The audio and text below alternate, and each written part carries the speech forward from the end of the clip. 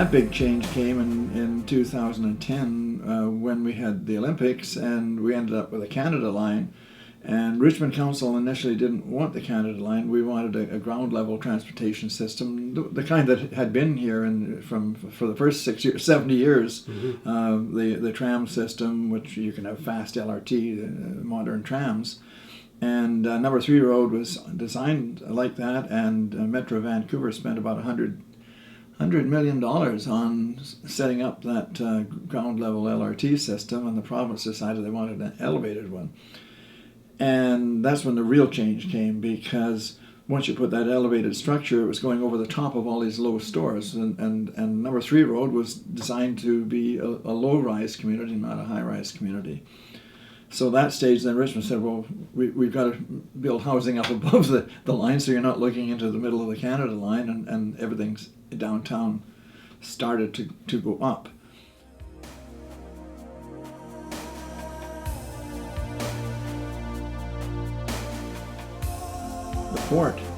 Port Vancouver. In Vancouver, for whatever reason, the provincial government that owned land, the city of Vancouver that owned land, they sold it off for stadiums and hotels, and the port moved out here. And now the port is trying to take the remaining farmland that we have in Richmond and Delta for a port expansion.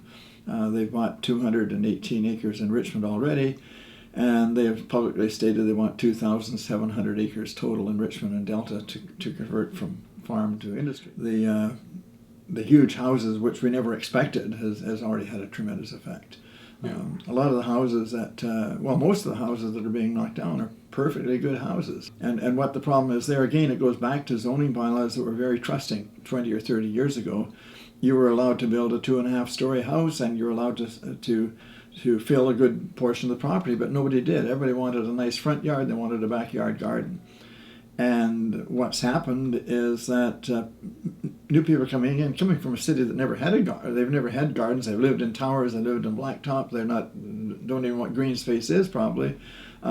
Think, well, it's better. I can build the biggest house possible and fill that space. And so there's very little backyards or front yards.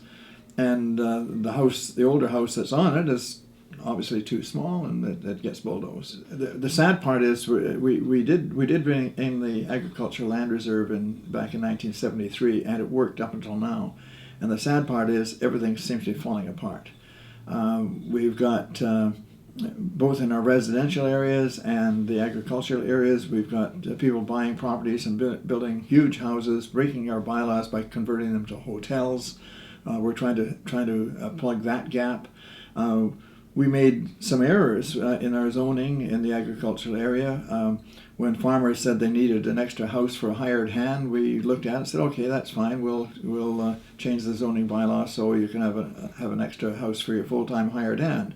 Well, that now allows the new owners to have 2 houses and rent one out as a hotel, and so it's circumventing the bylaws, and it's not the kind of community that we had anticipated we would have.